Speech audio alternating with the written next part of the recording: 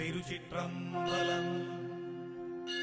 ஓம் சிவா திருச்சிற்றம்பலம்.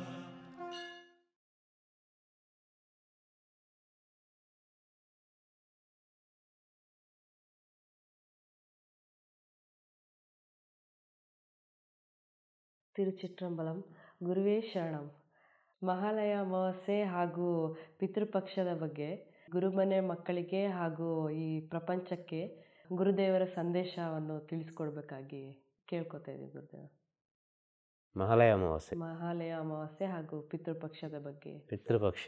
ಹೌದು ಗುರುದೇವ. ಪಿತೃಪಕ್ಷ ಅಂದರೆ ಏನು? ಹಾಂ, ಮಹಾಲಯ ಅಮಾವಾಸ್ಯೆಯ ಮಹತ್ವವೇನು? ಯಾಕೆ ಬೇಕಾಗಿ ಮಾಡ್ತಾರೆ ಅಲ್ವಾ? ತಿರುಚಿಟ್ರಂಬಲಂ. ತಿರುಚಿಟ್ರಂಬಲಂ. ಗುರುವೇ ಶರಣಂ. ಗುರುವೇ ಶರಣಂ. ನಮಃ ಶಿವಾಯ. ನಮಃ ಶಿವಾಯ. ನಮಃ ಶಿವಾಯ. ನಮಃ ಶಿವಾಯ. ನಮಃ ಶಿವಾಯ. ನಮಃ ಶಿವಾಯ. ಪಿತೃಪಕ್ಷ ಅಂದರೆ ಏನು, ಯಾಕೆ ಬೇಕಾಗಿ ಆಚರಿಸುವುದು ಅಂತೇಳಿ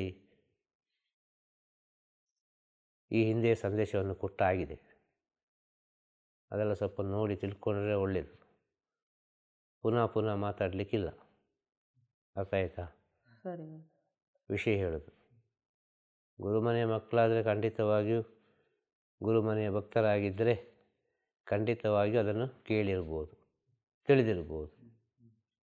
ಆದರೂ ಕೂಡ ಇನ್ನೊಂದು ಬಾರಿ ಹೇಳುವ ಅಲ್ವಾ? ಪಿತೃಪಕ್ಷ ಯಾಕೆ, ಮಹಾಲಯ ಅಮಾವಾಸ್ಯೆ ಯಾಕೆ ಅಂತೇಳಿ. ಇದು ಪುನಃ ಪುನಃ ಮಾತಾಡಲಿಕ್ಕಿಲ್ಲ ಅಂತೇಳೋದು. ಇದು ಪುನಃ ಪುನಃ ಮಾತಾಡಲಿಕ್ಕೆ ಆಗೋದಿಲ್ಲ. ಒಂದು ಸಲ ಮಾತಾಡಿದೆ ಅದು ಹೋಗಿ ಆಯಿತು ಕಾಲದಲ್ಲಿ. ಪುನಃ ಅದನ್ನು ರಿಪೀಟ್ ಮಾಡಲಿಕ್ಕೆ ಆಗೋದಿಲ್ಲ. ಈ ಪ್ರಪಂಚದಲ್ಲಿ ಭಾಳ ಕಷ್ಟ ಉಂಟು, ಅಷ್ಟು ಸತ್ಯ ಉಂಟು ಅಂತ ಹೇಳೋದು ಮಾತಿಗೆ, ಶಬ್ದಕ್ಕೆ. ಅರ್ಥ ಆಗ್ತದೆ ಹೇಳೋದು? ಆದ ಕಾರಣ ಹೇಳೋದು. ಏನು ಹೇಳೋದು ಅಂತೇಳಿದರೆ, ಪಿತೃಪಕ್ಷ ಯಾಕೆ ಬೇಕಾಗಿ ನಾವೆಲ್ಲ ಆಚರಿಸ್ತೇವೆ. ಭಾಳ ನಿಷ್ಠೆ, ನಿಯಮದಿಂದ, ಪ್ರೀತಿಯಿಂದ, ಗೌರವದಿಂದ ನಮ್ಮ ಪಿತೃಗಳಿಗೆ ಒಂದು ಶಾಂತಿ ಸಿಕ್ಕಲಿ, ಅವರ ಆತ್ಮಕ್ಕೊಂದು ಸದ್ಗತಿ ಸಿಕ್ಕಲಿ ಅಂತೇಳಿ ನಾವೆಲ್ಲ ಅನೇಕ ರೀತಿಯಲ್ಲಿ ಆಚರಣೆ ಮಾಡ್ತಾ ಇದ್ದೇವೆ ಅಲ್ವಾ? ಒಂದು ನಂಬಿಕೆ, ಅವರವರ ನಂಬಿಕೆ ಅವರವರಿಗೆ ಶ್ರೇಷ್ಠ. ಅವರವರ ನಂಬಿಕೆಗೆ ನಾವು ಏನು ಹೇಳಬಾರ್ದು. ಅರ್ಥ ಆಗ್ತದೆ? ಅವರವರ ನಂಬಿಕೆಗೆ ನಾವು ಏನನ್ನೂ ಹೇಳಬಾರ್ದು. ಅದು ಅವರವರ ನಂಬಿಕೆ. ಆ ನಂಬಿಕೆ ಎಂಬುದು ಅವರವರ ಮನಸ್ಸಿಗೂ ಆತ್ಮಕ್ಕೂ ಸಂಬಂಧಪಟ್ಟ ವಿಚಾರ. ಆ ನಂಬಿಕೆ ಖಂಡಿತವಾಗಿಯೂ ಒಂದಲ್ಲ ಒಂದು ರೀತಿಯಲ್ಲಿ ಉಪಕಾರ ಮಾಡಿಯೇ ಮಾಡ್ತದೆ. ಒಂದಲ್ಲ ಒಂದು ರೀತಿಯಲ್ಲಿ ನಾವು ಮಾಡುವ ಕೆಲಸ ಕಾರ್ಯಗಳಿಗೆ, ನಾವು ಮಾಡೋ ಕೆಲಸ ಕಾರ್ಯಗಳು ಅಂತೇಳಿದರೆ ಅರ್ಥ ಆಯ್ತಲ್ವ? ಯಾವುದಾದ್ರೂ ಸರಿ, ಇದು ಪಿತೃಪಕ್ಷ ಅಂತ ಹೇಳೋದಲ್ಲ. ಅರ್ಥ ಆಯ್ತಲ್ಲ? ಅವರವರ ನಂಬಿಕೆಗೆ ಸಂಬಂಧಪಟ್ಟ ವಿಚಾರಗಳು ಅವರವರಿಗೆ ಒಳಿತನ್ನೇ ಮಾಡ್ತದೆ ಅಂತ ಹೇಳೋದು. ಆದ ಕಾರಣ ಹೇಳೋದು, ಈ ಪ್ರಪಂಚದಲ್ಲಿ ಅನೇಕ ರೀತಿಯಲ್ಲಿ ಹೇಳಿದ್ದಾರೆ. ಅದು ಅವರವರ ನಂಬಿಕೆ, ಅವರವರ ಜ್ಞಾನವನ್ನು ಹೇಳಿದ್ದಾರೆ ಈ ಪ್ರಪಂಚದಲ್ಲಿ.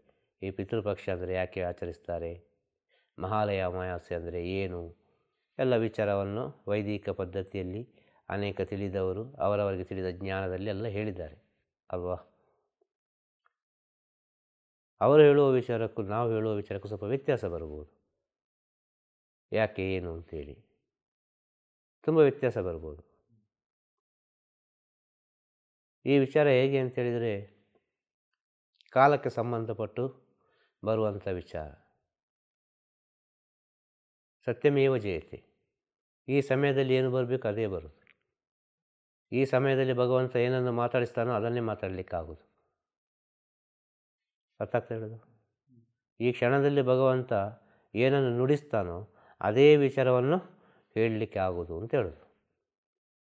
ಆದ ಕಾರಣ ಹೇಳಿದ ಅವರವರ ನಂಬಿಕೆ, ಇದು ನಂಬಿಕೆ ಇದ್ದವರಿಗೆ ಮಾತ್ರ.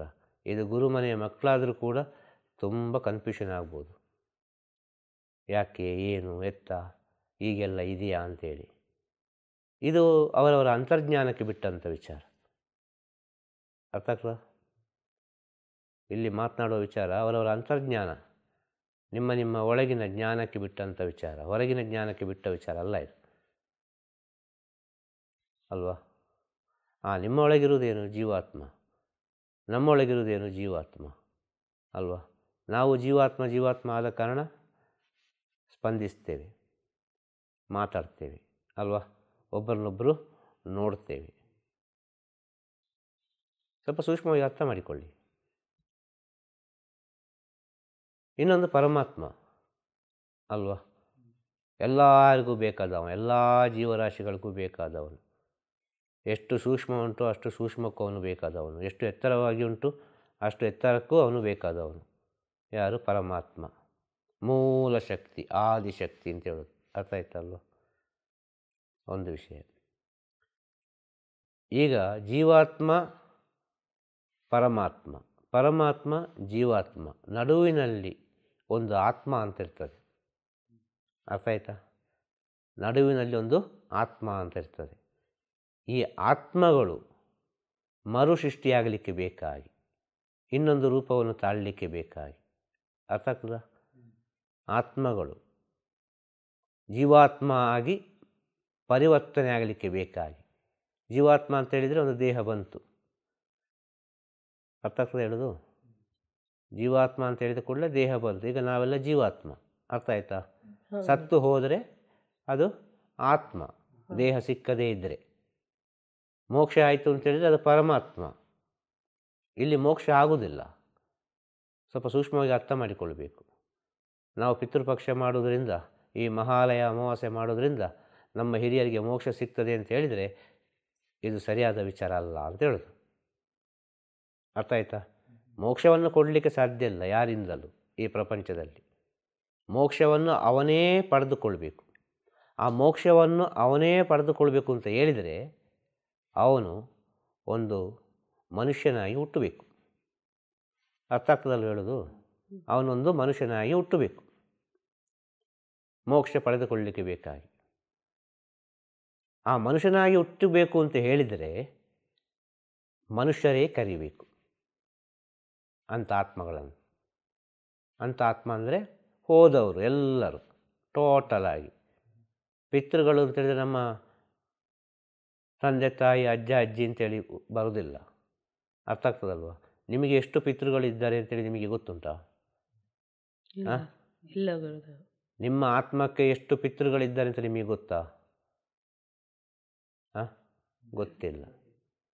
ಆಗ ನೀವು ಪಿತೃಪಕ್ಷದಲ್ಲಿ ನೀವು ಭಾಗವಹಿಸ್ತೀರಿ, ಇದನ್ನೆಲ್ಲ ಆಚರಣೆ ಮಾಡ್ತೀರಿ ಅಂತ ಹೇಳಿದರೆ ಅದು ನಿಮ್ಮ ತಂದೆ ತಾಯಿಗೇ ಹೋಗಿ ಸೇರಬೇಕು ಅಂತೇನಿಲ್ಲ. ತಂದೆ ತಾಯಿ ಅಂತೇಳಿದರೆ ಈ ಪ್ರೆಸೆಂಟ್, ಈ ದೇಹಕ್ಕೆ ಸಂಬಂಧಪಟ್ಟ ತಂದೆ ತಾಯಿಗೆ ಹೋಗಿ ಸೇರಬೇಕಾಗಿಲ್ಲ. ಇದು ಅರ್ಥ ಆಗ್ತದಲ್ಲ ಹೇಳೋದು ವಿಷಯ? ಅದು ನಿಮ್ಮ ಆತ್ಮಕ್ಕೆ ಸಂಬಂಧಪಟ್ಟ ತಂದೆ ತಾಯಿಗಳಿಗೆ ಹೋಗಿ ಸೇರ್ತದೆ. ಅದು ಎಷ್ಟು ಜನ್ಮದ ಕೂಡ ಇರ್ಬೋದು, ಯಾವುದು ಕೂಡ ಇರ್ಬೋದು. ಅರ್ಥ ಆಗ್ತಾ ಹೇಳೋದು? ಅದಕ್ಕೆ ಬೇಕಾಗಿ ನೀವು ಜನ್ಮವನ್ನು ತಾಳಿಯಿರ್ಬೋದು. ಇದೆಲ್ಲ ಸ್ವಲ್ಪ ಸೂಕ್ಷ್ಮ ವಿಚಾರಗಳು. ಅರ್ಥ ಆಗ್ತಾ ಹೇಳೋದು? ಪಿತೃಪಕ್ಷ ಯಾಕೆ ಬೇಕಾಗಿ ಮಾಡ್ತಾರೆ ಅಂತ ಹೇಳಿದರೆ ಆತ್ಮವಾಗಿದ್ದದನ್ನು ಜೀವಾತ್ಮವಾಗಿ ಪರಿವರ್ತನೆಗೊಳಿಸಲಿಕ್ಕೆ ಬೇಕಾಗಿ, ಅವರು ಮನುಷ್ಯ ಜನ್ಮದಲ್ಲಿ ಪುನಃ ಬರಲಿಕ್ಕೆ ಬೇಕಾಗಿ. ಅರ್ಥ ಆಗ್ತದೆ ಹೇಳೋದು? ಮನುಷ್ಯ ಜನ್ಮದಲ್ಲಿ ಬಂದು ಅವರ ಆಸೆಗಳನ್ನೆಲ್ಲ ಪೂರ್ತಿಗೊಳಿಸಲಿಕ್ಕೆ ಬೇಕಾಗಿ ನಾವು ಮಾಡುವ ಪೂಜಾ ವಿಧಾನಗಳಿವೆ. ಪಿತೃಗಳನ್ನು ಪೂಜಿಸುವುದು. ಆ ಪಿತೃಗಳನ್ನು ಪೂಜಿಸುವುದು ಅಂತ ಹೇಳಿದರೆ ನಮ್ಮ ಆತ್ಮಕ್ಕೆ ಸಂಬಂಧಪಟ್ಟ ಜನ್ಮ ಜನ್ಮ ಜನ್ಮ ಜನ್ಮ ಜನ್ಮ ಜನ್ಮ ಜನ್ಮದ ಪಿತೃಗಳಿಗೆ ಹೋಗಿ ಸೇರ್ತದೆ. ಅವರು ಯಾವುದೋ ಒಂದು ರೂಪದಲ್ಲಿ ಬರಲಿಕ್ಕೆ ಸಾಧ್ಯತೆ ಇದೆ. ಇದು ಸತ್ಯ ಕೂಡ ಹೌದು. ಕಾರಣ ಏನು? ಅಮಾವಾಸ್ಯೆ ದಿನ ಮಹಾಲಯ ಅಮಾವಾಸ್ಯೆ ಅಲ್ವಾ? ಈ ಅಮಾವಾಸ್ಯೆ ತಿಂಗಳಲ್ಲಿ ಅಮಾವಾಸ್ಯೆ ಬರ್ತದೆ. ಮಹಾಲಯ ಅಮಾವಾಸ್ಯೆ ಒಂದು ಶ್ರೇಷ್ಠವಾದ ಅಮಾವಾಸ್ಯೆ, ಎಲ್ಲದಕ್ಕೂ ಸೇರಿ ಒಂದು ಅಮಾವಾಸ್ಯೆ, ಮಹಾಲಯ ಅಮಾವಾಸ್ಯೆ. ಇನ್ನು ತಿಂಗಳು ಅಮಾವಾಸ್ಯೆ ಬರ್ತದೆ. ಈ ಅಮಾವಾಸ್ಯೆಯಲ್ಲಿ ಈ ಕಾಗೆಗೆ ಎಲೆಯನ್ನು ಇಟ್ಟರೆ, ಅರ್ಥ ಆಯ್ತಲ್ವಾ, ಏನು ಪ್ರಯೋಜನ? ದಿನನಿತ್ಯ ನಾವು ಮನೆಯಲ್ಲಿ ಮಾಡಿದ ಅಡುಗೆಯನ್ನು ಕಾಗೆಗೆ ಹಾಕಿದರೆ ಏನು ಪ್ರಯೋಜನ? ಅರ್ಥ ಆಗ್ತದೆ ಹೇಳೋದು? ಇದು ಬಹಳ ಮುಖ್ಯವಾದ ವಿಚಾರ. ಈ ಅಮಾವಾಸ್ಯೆ ಅಂದರೆ ಏನು? ಅಮಾವಾಸ್ಯೆ ಅಂದರೆ ಸೃಷ್ಟಿಯ ಮೂಲ. ಅರ್ಥ ಆಯ್ತಾ? ಯಾಕೆ ಬೇಕಾಗಿ ಅಮಾವಾಸ್ಯೆ ದಿನದಲ್ಲಿ ನಾವು ಮಾಡ್ತೇವೆ? ಸೃಷ್ಟಿಯ ಮೂಲ, ಅಲ್ಲಿಂದ ಸೃಷ್ಟಿ ಆಗುವುದು. ಈ ಪ್ರಪಂಚ, ಈ ಬ್ರಹ್ಮಾಂಡ ಕತ್ತಲಿನಿಂದ ಬೆಳಕಿಗೆ ಬಂದದ್ದು. ಅರ್ಥ ಆಗ್ತಾ ಹೇಳೋದು? ಆದ ಕಾರಣ ಈ ಅಮಾವಾಸ್ಯೆ ಅಂತೇಳಿದರೆ ಸೃಷ್ಟಿಯ ಮೂಲ. ಆಗ ಸೃಷ್ಟಿಯಾದ ನಂತರ ಏನು ಬೇಕು? ಸೃಷ್ಟಿಯಾದ ನಂತರ ನಾವು ಜೀವನ ಮಾಡಲಿಕ್ಕೆ ನಮಗೆ ಆಹಾರ ಬೇಕು ಅಲ್ವಾ? ನಮಗೆ ಆಹಾರ ಬೇಕು. ಆ ಆಹಾರ ಎಲ್ಲಿಂದ ಸಿಕ್ಕಿತ್ತು? ಪ್ರಕೃತಿಯಿಂದ ಸಿಕ್ಕಿತ್ತು ಅಲ್ವಾ? ಆ ಪ್ರಕೃತಿಯಿಂದ ಸಿಕ್ಕಿದ ಆಹಾರ ನಾವು ಸೃಷ್ಟಿಯಾಗಲಿಕ್ಕೆ ಕಾರಣವಾದ ಆಹಾರ. ಅರ್ಥ ಆಯ್ತಾ ಅಲ್ವಾ? ಅರ್ಥ ಮಾಡಿಕೊಳ್ಬೇಕು ಸ್ವಲ್ಪ ಸೂಕ್ಷ್ಮವಾಗಿ. ನಾವು ಇಷ್ಟು ಎತ್ತರ ಬೆಳೀಲಿಕ್ಕೆ ನಮಗೆ ಆಹಾರ ಬಹಳ ಮುಖ್ಯ. ಅರ್ಥ ಆಯ್ತಲ್ವ? ಈ ದೇಹ ಚೆನ್ನಾಗಿರಬೇಕಾದ್ರೆ ಆಹಾರ ಬಹಳ ಮುಖ್ಯ. ಒಂದು ದೇಹದಾರಿ ಆಗಬೇಕಾದ್ರೆ ಆಹಾರ ಬಹಳ ಮುಖ್ಯ. ಅರ್ಥ ಆಯ್ತಲ್ವ? ಆಹಾರದಲ್ಲಿ ಎಲ್ಲವೂ ಸೇರಿತ್ತು. ಇದು ಅರ್ಥ ಮಾಡಿಕೊಳ್ಬೇಕು.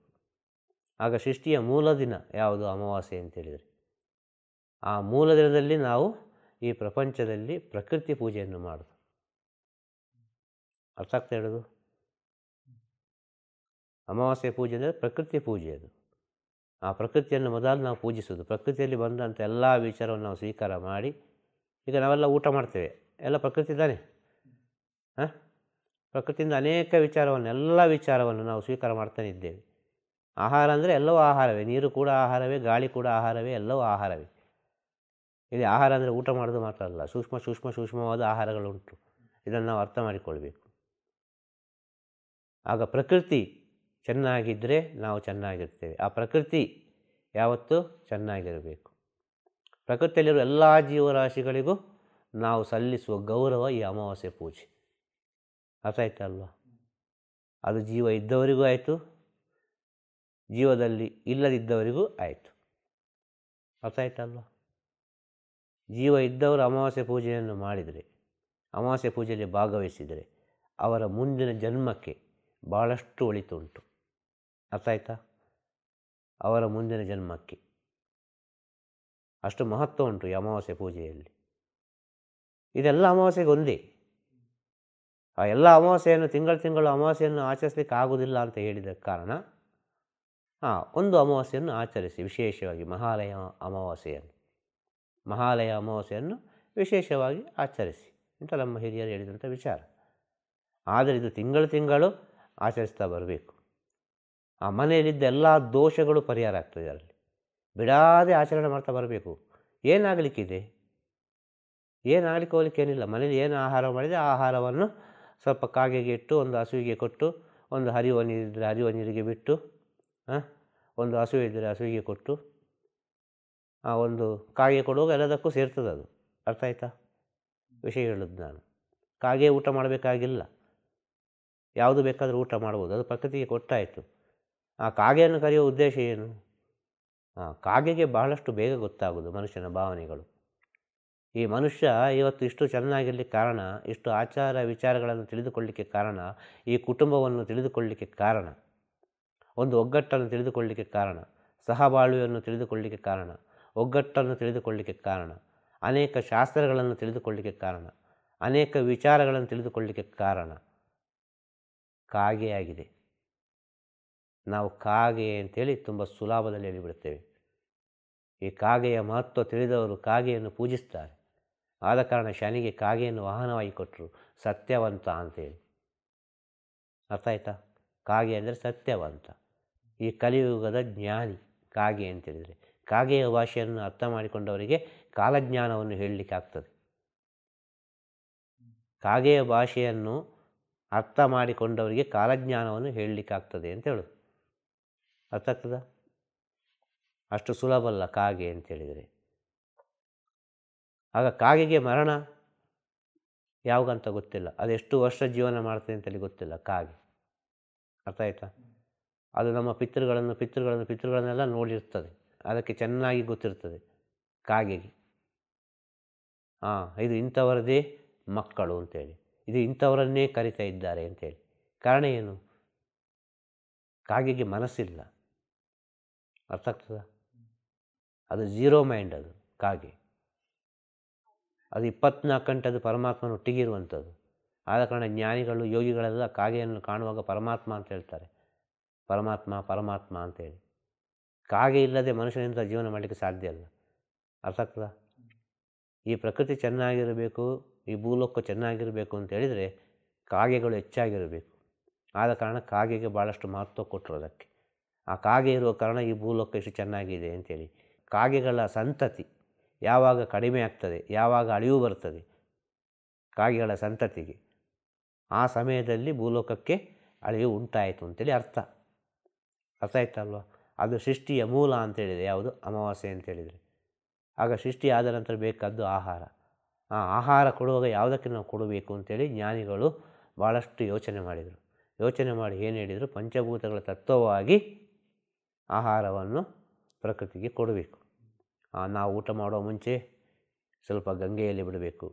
ಗಂಗೆಯಲ್ಲಿ ಬಿಟ್ಟಂಥ ಆ ಆಹಾರವನ್ನು ಮೀನುಗಳು ಊಟ ಮಾಡಬೇಕು. ಅರ್ಥ ಆಗ್ತದೆ ಹೇಳೋದು. ಇದು ಪ್ರತಿನಿತ್ಯ ಆಗ್ತಿದ್ದಂಥ ವಿಚಾರ ಒಂದು ಕಾಲದಲ್ಲಿ. ಅರ್ಥ ಆಗ್ತದ. ಅದೀಗ ಬಂದು ಬಂದು ಬಂದು ಬಂದು ಬಂದು ಬಂದು ವರ್ಷಕ್ಕೆ ಒಂದು ಬಾರಿಗೆ ಬಂದು ಮುಟ್ಟಿದೆ ಅಂತ ಹೇಳೋದು. ಅದಾದ ನಂತರ ಅಗ್ನಿಗೆ ಕೊಡಬೇಕು ಆಹಾರವನ್ನು. ಗಂಗೆಗೆ, ಅಗ್ನಿಗೆ, ವಾಯುವಿಗೆ ಕೊಡೋದು ಅಂತೇಳಿದರೆ ಕಾಗೆ, ಇನ್ನು ಯಾವುದೇ ಪಕ್ಷಿಗಳು, ಆಕಾಶದಲ್ಲಿ ಹಾರುವ ಪಕ್ಷಿಗಳು. ಅರ್ಥ ಆಯ್ತಲ್ಲ. ಅದಕ್ಕೆ ಒಂದು. ಇನ್ನು ಎಲ್ಲ ಜೀವರಾಶಿಗಳಿಗೆ ಸಂಬಂಧಪಟ್ಟು, ಅರ್ಥ ಆಯ್ತಲ್ಲ, ಭೂಮಿ ಮೇಲೆ ನಡೆಯುವ ಎಲ್ಲ ಜೀವರಾಶಿಗಳಿಗೆ ಸಂಬಂಧಪಟ್ಟು ಹಸುವಿಗೆ, ಅರ್ಥ ಆಯ್ತಾ, ಹಸುವಿಗೆ ಆಹಾರವನ್ನು ಕೊಡಬೇಕು ಅಮಾವಾಸ್ಯೆ ದಿನ. ಇದು ಮಾರಾಯ ಅಮಾವಾಸ್ಯೆ ಆದರೂ ಸರಿ, ಯಾವ ಅಮಾವಾಸ್ಯೆ ಆದರೂ ಸರಿ, ಇದು ವರ್ಷಕ್ಕೊಂದು ಸಲ ಮಾಡಿದರೂ ಸರಿ, ನಿಮಗೆ ಸಮಯ ಸಿಕ್ಕುವಾಗ ಯಾವ ಅಮಾವಾಸ್ಯೆಯಲ್ಲಿ ಮಾಡಿದರೂ ಸರಿ, ಅದೇ ಫಲ ನಿಮಗೆ ಸಿಗುವುದು. ನಿಮ್ಮ ನಂಬಿಕೆ, ನಿಮ್ಮ ಶುದ್ಧವಾದ ಆ ಸ್ಥಿತಿ, ನಿಮಗೆ ಶುದ್ಧವಾದ ಆ ನಂಬಿಕೆ ಇದ್ದರೆ ಆ ಭಗವಂತನ ಹತ್ರ ಹೋಗಿ ಮುಟ್ತದೆ ಅಂತ ಹೇಳೋದು. ಇಲ್ಲಿ ಹೇಳುವ ವಿಚಾರವನ್ನು ನಿಮ್ಮ ಜೀವನದಲ್ಲಿ ಅನುಸರಿಸಿದರೆ ಇಲ್ಲಿ ಯಾರೂ ಬೇಡ, ಯಾವ ಪುರೋಹಿತರು ಬೇಡ, ಯಾವ ಜ್ಯೋತಿಷರು ಬೇಡ, ಯಾರೂ ಬೇಡ ಇಲ್ಲಿ. ಅರ್ಥ ಆಗ್ತದೆ ಹೇಳೋದು. ಇದಷ್ಟು ಸತ್ಯ ವಿಚಾರವನ್ನು ಹೇಳೋದು. ಇದು ಅರ್ಥ ಆಗುವವರಿಗೆ ಮಾತ್ರ ಅರ್ಥ ಆಗ್ತದೆ ಅಂತ ಹೇಳೋದು. ಎಲ್ಲರಿಗೂ ಇದು ಅರ್ಥ ಆಗಲಿಕ್ಕೆ ಸಾಧ್ಯ ಇಲ್ಲ ಅಂತ ಹೇಳೋದು. ಅರ್ಥ ಆಗ್ತದೆ ಹೇಳೋದು. ಭಾಳ ಸೂಕ್ಷ್ಮವಾಗಿ ಕೇಳಬೇಕು ಈ ವಿಚಾರವನ್ನೆಲ್ಲ ಅಂತ ಹೇಳೋದು. ಹಾಗೆ ಈಗ 3 ಹಂತ ಆಯಿತು ಅಲ್ವಾ. ಒಂದು ಗಂಗೆ ಆಯಿತು, ಒಂದು ಅಗ್ನಿ ಆಯಿತು, ಇನ್ನೊಂದು ವಾಯು ಆಯಿತು ಅಲ್ವಾ. ಇನ್ನು ಪ್ರಪಂಚದಲ್ಲಿರುವ ಎಲ್ಲ ಜೀವರಾಶಿಗಳಿಗೆ, ಮೇಲೆ ಇರುವ ಎಲ್ಲ ಜೀವರಾಶಿಗಳಿಗೆ ಸಂಬಂಧಪಟ್ಟು ಹಸುವಿಗೆ. ಅರ್ಥ ಆಯ್ತು. ಎಷ್ಟಾಯಿತು? 4 ಆಯಿತು ಅಲ್ವಾ. ಇನ್ನು ಈ ಭೂಮಿಯ ಒಳಗಿರುವ ಎಲ್ಲ ಜೀವರಾಶಿಗಳಿಗೆ. ಅರ್ಥ ಆಯ್ತಲ್ವ. ಅದೊಂದು ತೆಂಗಿನ ಮರವ ಯಾವುದೋ ಒಂದು ಮರ ಇದ್ದರೆ ಆ ಮರದ ಅಡಿಯಲ್ಲಿ ಈ ಆಹಾರವನ್ನಿಟ್ಟು ಎಲ್ಲ ಜೀವರಾಶಿಗಳಿಗಿಂತ ಪ್ರಾರ್ಥನೆ ಮಾಡೋದು. ಅರ್ಥ ಆಯ್ತಾ? ಪ್ರತಿಯೊಬ್ಬರು ಹೇಳೋದು ವಿಷಯ. ಈ ರೀತಿ ಪ್ರಾರ್ಥನೆ ಮಾಡೋ ಸಮಯದಲ್ಲಿ ಯಾವುದೋ ಒಂದು ರೀತಿಯಲ್ಲಿ ಆ ಪ್ರಪಂಚ ಶಕ್ತಿ ಎಂಬುದು ನಮ್ಮ ಪ್ರಾರ್ಥನೆ ಶುದ್ಧವಾದ ಪಕ್ಷದಲ್ಲಿ ಖಂಡಿತವಾಗಿ ಅದು ಯಾವುದೋ ಒಂದು ರೀತಿಯಲ್ಲಿ ನಿಮ್ಮ ಒಳಗೆ ಒಂದು ಕೆಲಸ ಮಾಡ್ತಾನೆ ಇರ್ತದೆ. ಅದು ನೀವು ನೆನೆಸಿದ ಆಗ್ತಾನೆ ಇರ್ತದೆ. ಅರ್ಥ ಆಗ್ತಾ ಇರೋದು. ನಿಮ್ಮ ಪಿತೃಗಳು ಅಂತೇಳಿದರೆ ನಿಮ್ಮ ಆತ್ಮಕ್ಕೆ ಸಂಬಂಧಪಟ್ಟವರು. ಅರ್ಥ ಆಯ್ತಲ್ವ. ಈ ಆತ್ಮಕ್ಕೆ ಸಂಬಂಧಪಟ್ಟವರು ಅಂದರೆ ಅದು ದೇಹಕ್ಕೆ ಕೂಡ ಸಂಬಂಧಪಟ್ಟಿರ್ತದೆ ಯಾವುದೋ ಒಂದು ಜನ್ಮದಲ್ಲಿ. ಅವರು ಪುನಃ ಬರುವ ಸಾಧ್ಯತೆ ಇದೆ ಈ ಭೂಮಿಗೆ. ಖಂಡಿತವಾಗಿ ಅದು ಆಗ್ತದೆ. ಅರ್ಥ ಆಯ್ತಲ್ವ. ಈ ಮಾನವ ಜನಸಂಖ್ಯೆ ಹೆಚ್ಚಾಗಬೇಕಲ್ಲ, ಮಾನವ ಜನಸಂಖ್ಯೆ ಇರಬೇಕಲ್ಲ, ಮಾನವ ಜನ್ಮ ಬರಬೇಕಲ್ಲ. ಆಗ ಮಾನವ ಜನ್ಮಕ್ಕೆ ಬರಲಿಕ್ಕೆ ಬೇಕಾಗಿ ನಾವು ಮಾಡೋ ಪ್ರಾರ್ಥನೆ, ಮಾನವ ಜನ್ಮ ಚೆನ್ನಾಗಿರಲಿ, ಮಾನವ ಕುಲ ಒಳ್ಳೆಯದಾಗಿರಲಿ, ಮಾನವರಿಂದ ಪ್ರಪಂಚಕ್ಕೆ ಒಳ್ಳೆಯದೇ ಆಗಲಿ ಅಂತ ಹೇಳಿ ಮಾಡೋ ಪ್ರಾರ್ಥನೆ ಯಾವುದು? ಈ ಅಮಾವಾಸ್ಯೆ, ಪಿತೃಪಕ್ಷ ಅಂತೇಳಿದರೆ. ಅರ್ಥ ಆಗ್ತಾ ಹೇಳೋದು. ಮನುಷ್ಯರು ಪುನಃ ಹುಟ್ಟಿ ಬರಲಿಕ್ಕೆ, ಸತ್ತು ಹೋದವರು ಪುನಃ ಜನ್ಮವನ್ನು ತಾಳಲಿಕ್ಕೆ ಬೇಕಾಗಿ ಆಚರಣೆ ಮಾಡೋ ಪೂಜೆ. ಅರ್ಥ ಆಯ್ತಲ್ವ. ಅದು ಪ್ರಕೃತಿ ಮೂಲಕ ಆಗುವ ಪೂಜೆ. ಅಮಾವಾಸ್ಯೆಯನ್ನು ಆಯ್ಕೆ ಮಾಡಿದೆ ಯಾಕೆ ಅಂದರೆ ಅದು ಸೃಷ್ಟಿಗೆ ಮೂಲ. ಅರ್ಥ ಆಯ್ತಲ್ವ. ಕಾಗೆಯನ್ನು ಆಯ್ಕೆ ಮಾಡಿದೆ ಯಾಕೆ ಅಂದರೆ ಅದು ಸತ್ಯಕ್ಕೆ ಮೂಲ, ಅದು ಜ್ಞಾನಕ್ಕೆ ಮೂಲ. ಅರ್ಥ ಆಯ್ತಲ್ವ. ಕಾಗೆ. ಅರ್ಥ ಆಯ್ತಲ್ವ. ಹಸುವನ್ನು ಆಯ್ಕೆ ಮಾಡಿದೆ ಯಾಕೆ ಅಂದರೆ ಅದು ಪವಿತ್ರಕ್ಕೆ ಮೂಲ. ಅರ್ಥ ಆಗ್ತಾ ಹೇಳೋದು.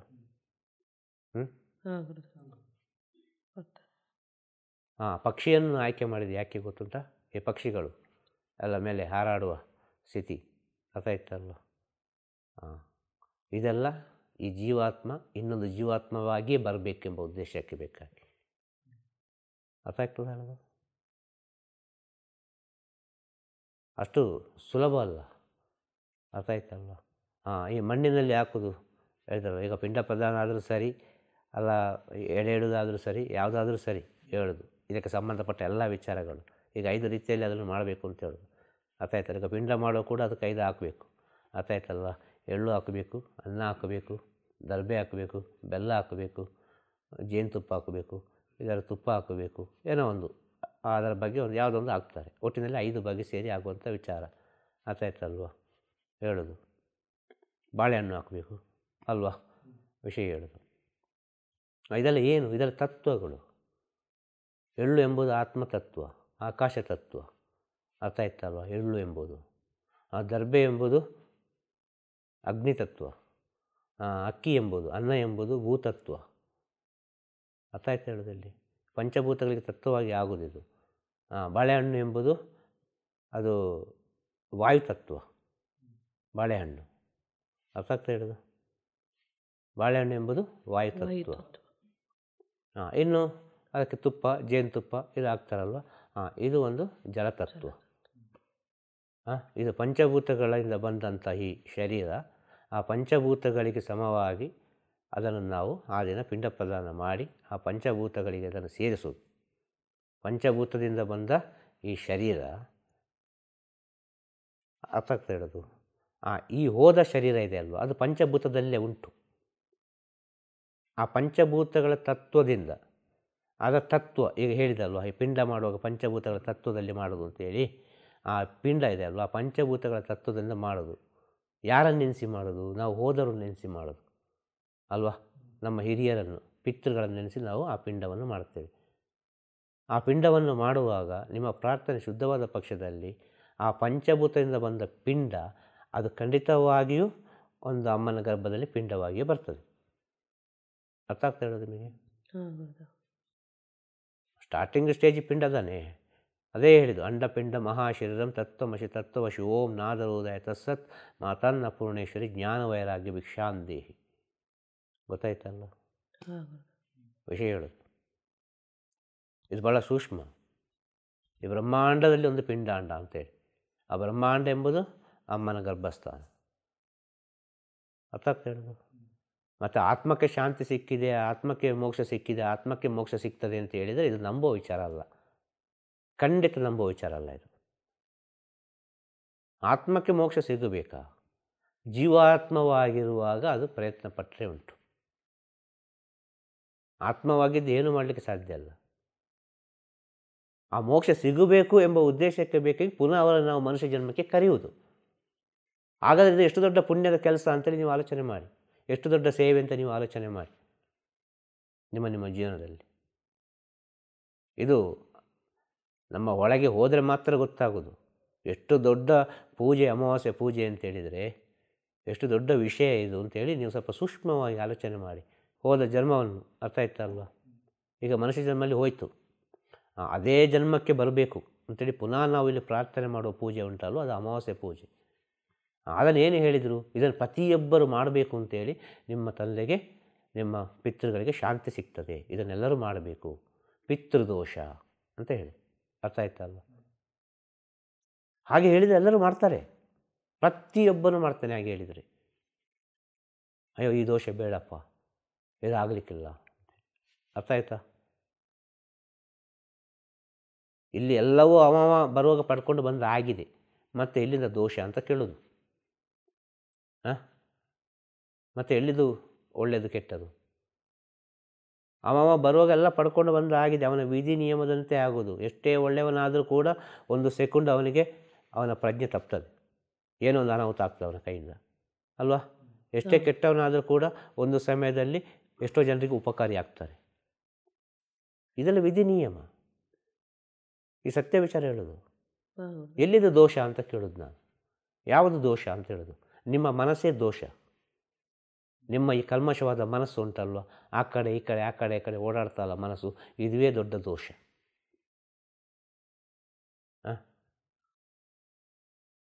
ಈ ಸತ್ಯವನ್ನು ಒಪ್ಪಲಿಕ್ಕೆ ಸಾಧ್ಯವಾ ಯಾರಿಂದ? ಅದು ಅಮಾವಾಸ್ಯೆ ಪೂಜೆ ಮಾಡುವುದರಿಂದ ನಮ್ಮ ಹಿರಿಯರಿಗೆ ನಾವೊಂದು ಮರುಜನ್ಮವನ್ನು ಕೊಡ್ತೇವೆ ಅಂತ ಹೇಳಿ ಈ ಸತ್ಯವನ್ನು ಒಪ್ಪಿಕೊಳ್ಳಲಿಕ್ಕೆ ಸಾಧ್ಯವಾ? ಸಾಧ್ಯನೇ ಇಲ್ಲ. ನೀವು ಅನುಭವಿಸಿದ್ದೀರಾ? ಇದು ಅನುಭವಿಸಿ ನೀವು ತಿಳ್ಕೊಂಡಿರಾ? ಖಂಡಿತವಾಗಿ ಈ ಮಾತನ್ನು ನಿಮಗೆ ಒಪ್ಪಿಕೊಳ್ಳಲಿಕ್ಕೆ ಆಗ್ತದೆ. ಇದು 100ಕ್ಕೆ 100 ಸತ್ಯವಾದ ವಿಚಾರ. ಹೇಳೋದು ಅಷ್ಟು ಸುಲಭದ ವಿಚಾರ ಅಲ್ಲ. ಈ ಮಹಾಲಯ ಅಮಾವಾಸ್ಯೆಯನ್ನು ಆಚರಿಸುವುದರಿಂದ ಏನೆಲ್ಲ ಪ್ರಯೋಜನಗಳು ಉಂಟು? ಅಮಾವಾಸ್ಯೆ ಪೂಜೆಯನ್ನು ತಿಂಗಳ ಅಮಾವಾಸ್ಯೆ ಪೂಜೆಯನ್ನು ಆಚರಣೆ ಮಾಡುವುದರಿಂದ ಏನೆಲ್ಲ ಪ್ರಯೋಜನಗಳುಂಟು ಮನುಷ್ಯನ ಜೀವನದಲ್ಲಿ.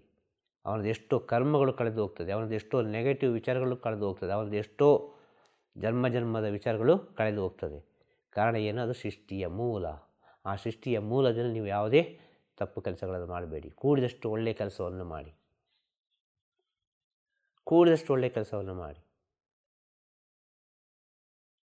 ಈ ಅಮಾವಾಸ್ಯೆ ಪೂಜೆ ಎಂಬುದು ಫೌಂಡೇಶನ್, ಅರ್ಥ ಆಯ್ತಲ್ವ? ಈ ಹುಣ್ಣಿಮೆ ಪೂಜೆ ಎಂಬುದು ಬೆಳವಣಿಗೆ.